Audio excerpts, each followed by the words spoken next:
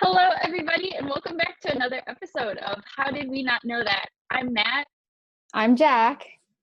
and today Jack is going to talk about something really exciting. Yeah, okay. So, as you may or may not know, this month is Pride Month, June. And this year is actually going to be the 50th anniversary of the Pride Parades. So, today I decided that we should talk about Stonewall Riots because that is a really significant part of Pride history. And I did not know a lot about it. I have a lot of friends in the LGBTQ plus community, and I'm always hearing about the Stonewall Riots, but I never really looked into it for myself.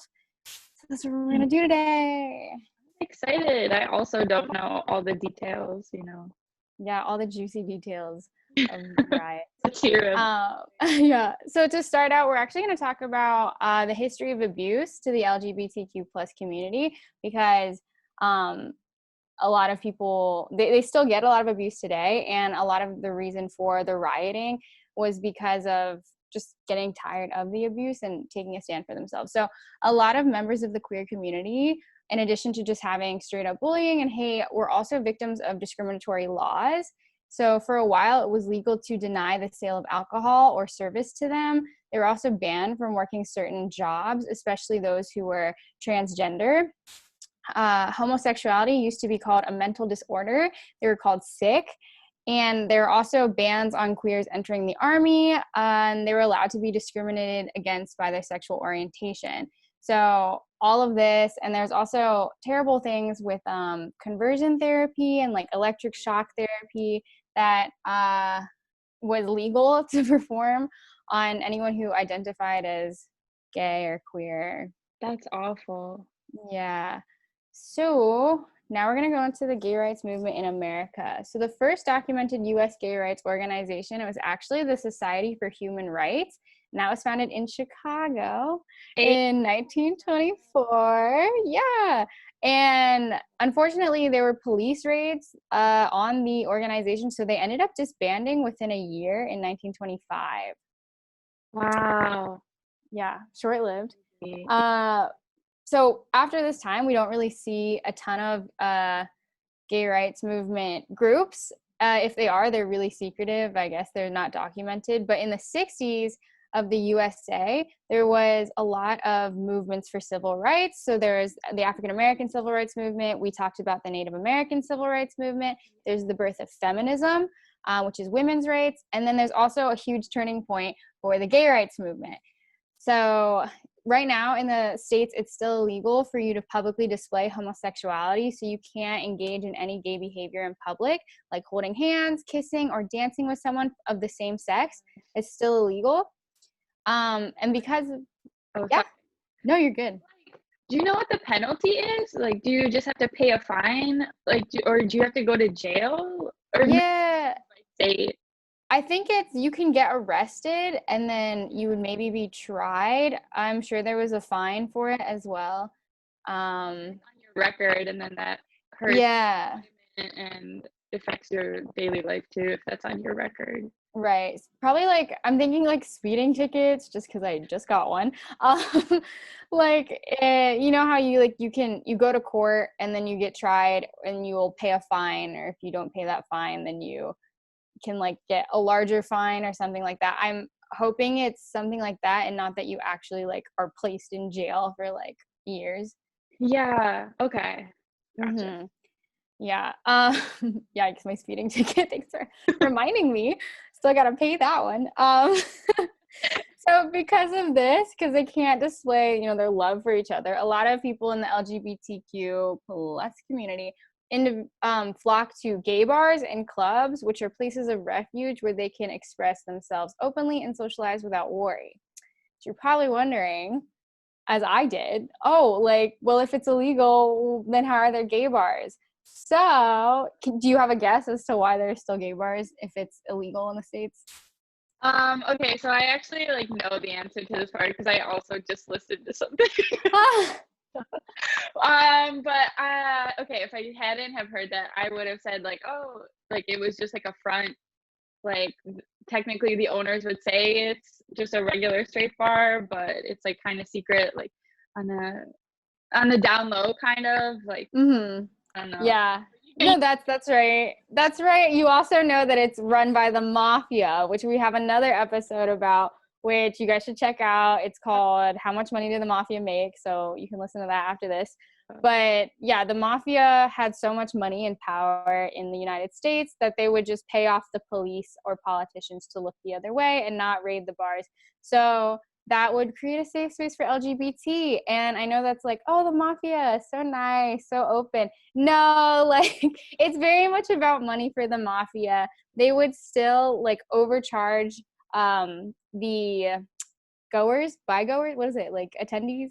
Yeah. Yeah, they would charge them with like watered down drinks. The drinks were terrible. The conditions of the club were unsafe, like no fire exit because they're just bribing the police anyway. So they just got away with cutting costs like everywhere they could. Yeah, and they also would blackmail the really wealthy patrons who like came. So if you're wealthy and you're hiding the fact that you're gay, they would blackmail you a lot and get more money. So we still don't like the mafia, but that was something that they did. So then one of the gay bars, and we're in New York City, by the way, this is all taking place in New York. Well, all the illegal stuff is like everywhere in the States, but for this specifically, there's a particular gay bar called the Stonewall Inn. So this is located in the Greenwich Village neighborhood of New York City. And it was run by the Genovese family of the mafia, which you learn about when you listen to that episode. Check it out. Yeah. And either way, even though they were ripping off a lot of people, it was still relatively cheap to enter, and it welcomed drag queens, and it was a nightly home for many runaways and homeless gay youths. So it was also the Stonewall Inn was also one of the only gay bars left that allowed dancing. So Wow. But at some gay bars, even within those areas, like the owners had banned dancing.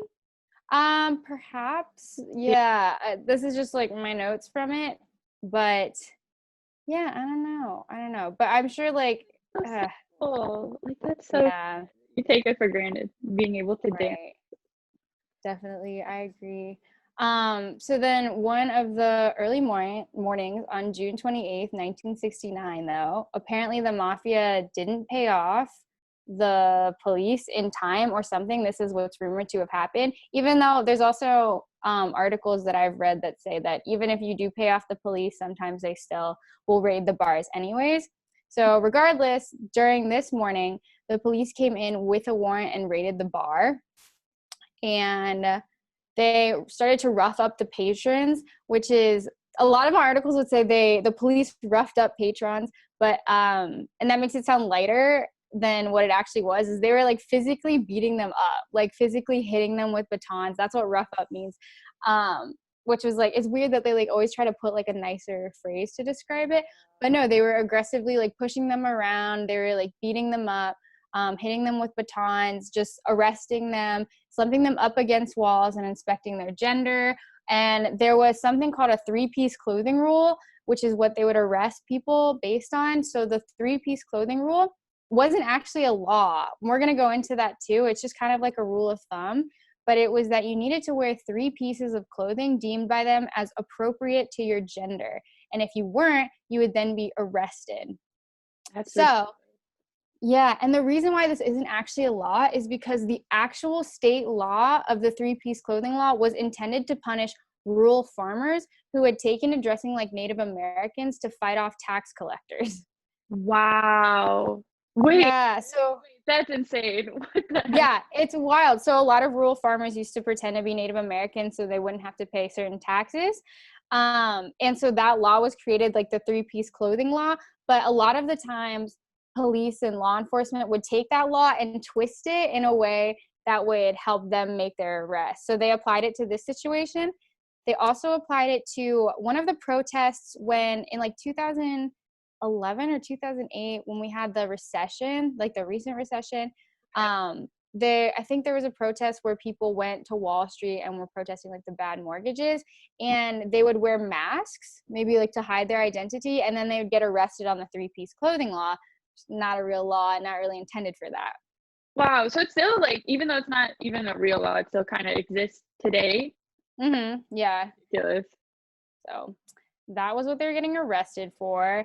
Oh. And eventually, okay, so the biggest part of Stonewall is, how did the riots start, right? Like, it's just a police raid, and raids happen all the time. People are getting arrested. So why in particular did this time turn into a big riot, which sparked the start of the gay rights movement?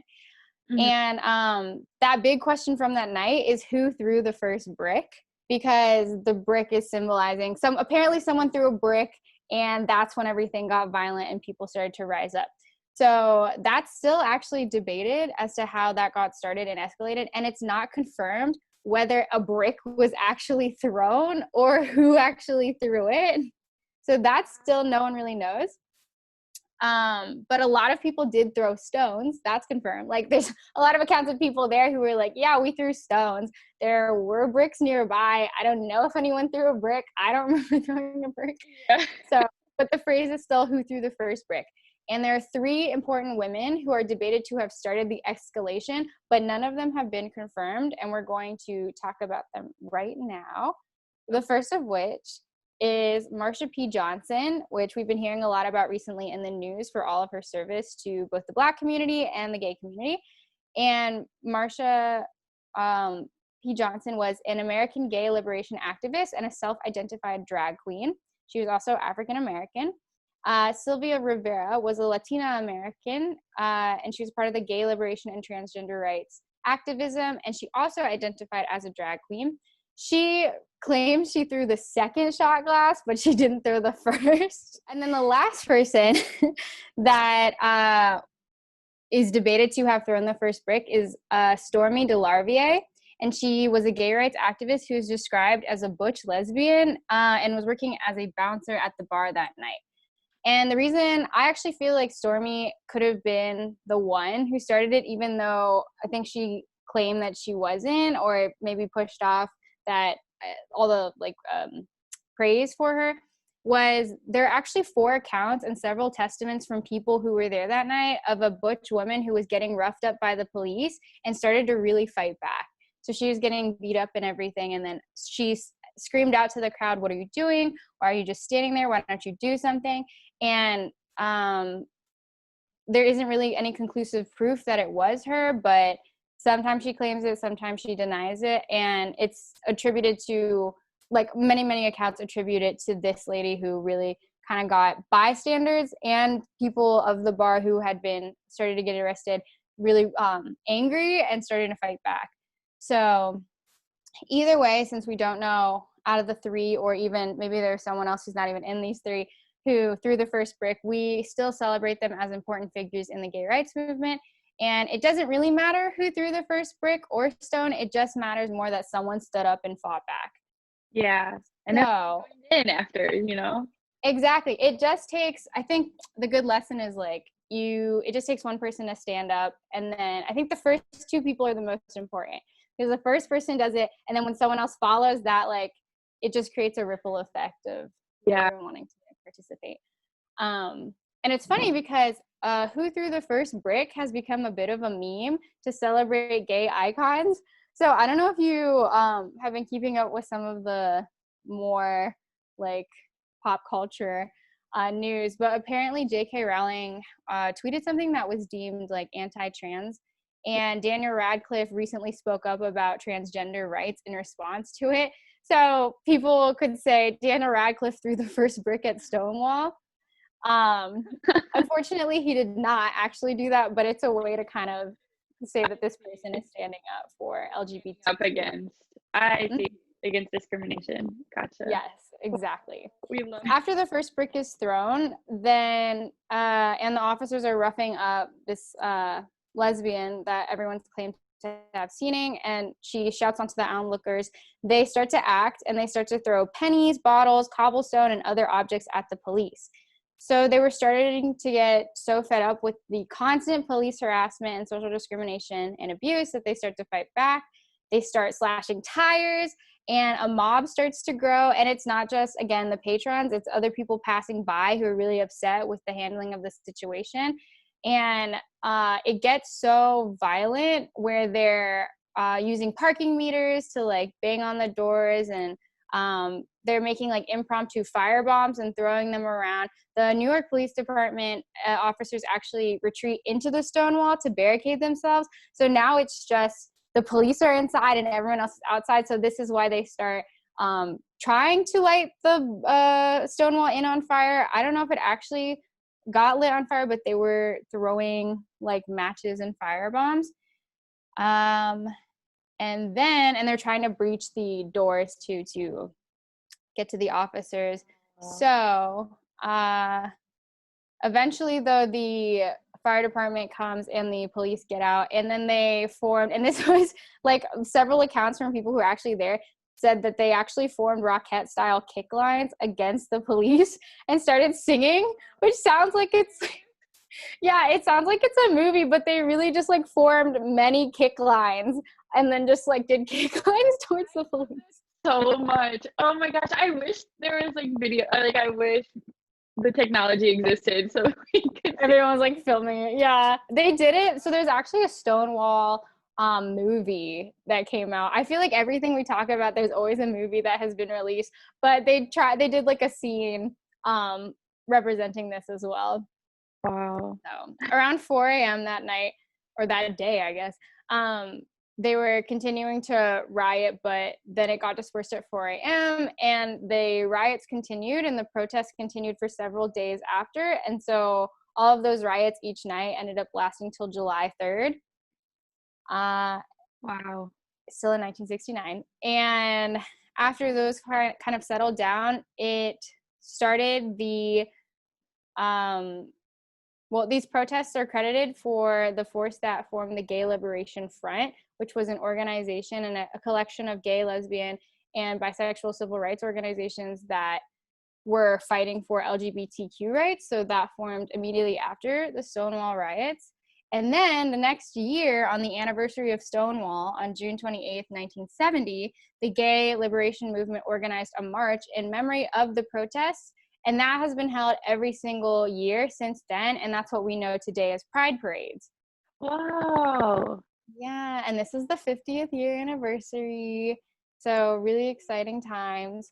And the official chant of the parade was "Say it loud, gay is proud." It was really cute because I think when they were coming up with the phrase, they said something like, something about gay people didn't have rights, but something they could have was like pride. They could be proud of who they were. So "Say it loud, gay is proud" was there. Yeah, it's like you're forced to hide your identity and hide your sexuality, and you can't be like, you're in danger, if you share that with the public. And yeah, so yeah, that's and really, that was everyone be proud. definitely right. And that was, I guess, like a lot of the abuse was really just like shame, like consistent shame from family, from friends, from society, just telling you that like something was wrong with you because of who you were and how you felt, and like your feelings were wrong and you just had problems. So they're reclaiming their pride. Yeah, and June was later designated as LGBT Pride Month to commemorate the uprising. It was acknowledged by Bill Clinton and the Obama administration that June was Pride Month. And later on, during the Obama administration, the Stonewall Inn was declared a national monument. And then in 2019, the New York Police Department issued an apology for the police's treatment of the LGBTQ community and the years of enforcement of discriminatory laws on them. So overall, the Stonewall riots were a catalyst for the gay rights movement, and not just in the USA, but around the entire world. Wow, that's so yeah. Happy Pride. Happy Pride Month. I know it's sad because we can't really have pride parades this year, but I've seen a lot of people are doing like virtual like 5Ks in honor of Pride Month, and like online celebrations and fundraisers. So you could still celebrate Pride at home. Yeah. Oh my gosh. But yeah, thank you so much for sharing that, Jack. Wow. Of course. Interesting. And yeah, thanks everyone for listening. Don't forget to, yeah, like, don't forget to share this video with your friends and leave us a review. And check out all those other episodes we mentioned. So yeah. Yes. All right. Bye.